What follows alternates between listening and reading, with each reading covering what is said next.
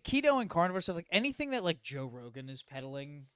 It's not I'm like, So you're what not do? taking Alpha Like, Brain. That's the No. thing. It's like, dude, you're on so much fucking gear. Like, I heard this. I didn't hear it from Joe. I heard it from this black British guy. And he's like Okay, that's named fair. Eddie Abute, and I trust him because he's black and he has a bald head and he's That's fair. gray beard. I trust him. But yeah. I apparently if you eat there's a bunch of meat and protein stuff and like you cut out carbs, you get a lot. Your mental health improves. I just see Rogan being like, dude, I feel so good. Dude, Joe Rogan is fucking like, dude, retarded. That you're guy's Joe nuts. Rogan's the jacked to the fucking the most gills. typical guy. He goes, yeah, man. People think money's like everything, but money. You don't need money. You just need happiness. You need to find inner peace.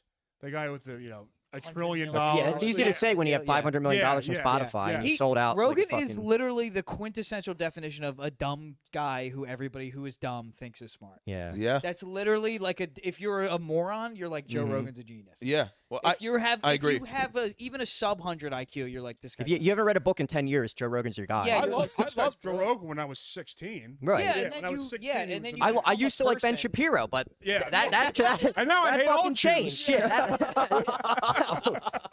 Yeah, and then you become a person, and you go, You're "Oh, like, this guy's a yeah. moron." This guy's a Yeah. This is huckster the and a dumbest grifter. guy I've ever seen. in Ben my Shapiro life. might be worse. He's up there with one of the worst people ever. 'Cause Oh, he he's like, is.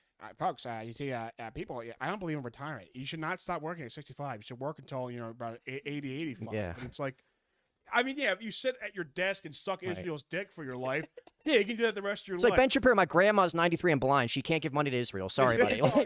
Let her rest. She's anti-Semitic, folks. And Jordan Peterson's another show for and all these Rogan guys that were funny Yeah.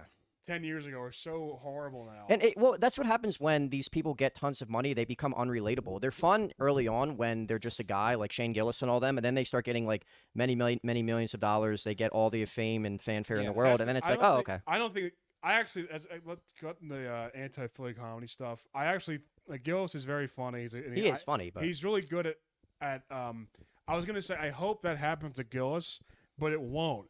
Because I think what Gillis does best is that he actually knows how to like act like a stand-up comedian, like a normal guy. He Yeah. acts like a normal guy. But I would love to see him show for like Israel. Oh have my people God. burn him. Yeah. I would love that. Dude, Israel, pretty good. Right. Like I fucking hate Palestinian kids. Bomb them all. Like I mean, that'd be so awesome if he did that.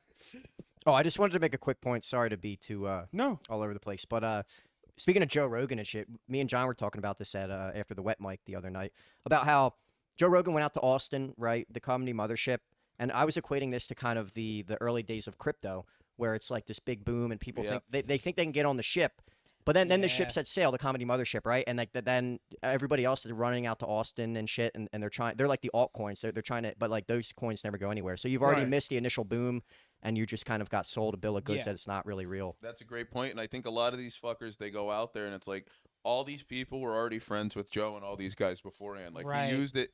It'd be like, you know what I mean? It's like they were already on this path. It just seems like right now more than ever before. It just seems like there's so much like everything is to the 1% in show business, especially. Yeah. And it just like in comedy, there's no options in comedy. It's like you're either at like Segura, Bargat, all these same It's all in guys. the same, but which is why I will bring up my proposition of banning all comedy and related things like podcasts and sketches and stuff for 3 years minimum. That'd be great. Any To online reset, posting, right? No Just online. reset everything, Yes. and then in a year, people will be like, "Wow, I miss comedy," and then we can bring it back. Yeah. It's just But now oversaturated. it's just too much now. That's why I I've stopped for a while with the clips because like I'm just sick of trying to position myself as like some online It's entity. I'm like, let me impossible. just be like a real And then person in reality. Yeah, and you get for a all bit. worked up to like post it and all anxious, and then you post it and maybe it doesn't do as good as you thought, and then that like crushes you. Yeah. And it's like, why? For what? Like, who cares? And then you see like I interact with some comics and I'm not gonna name names obviously, but they're like.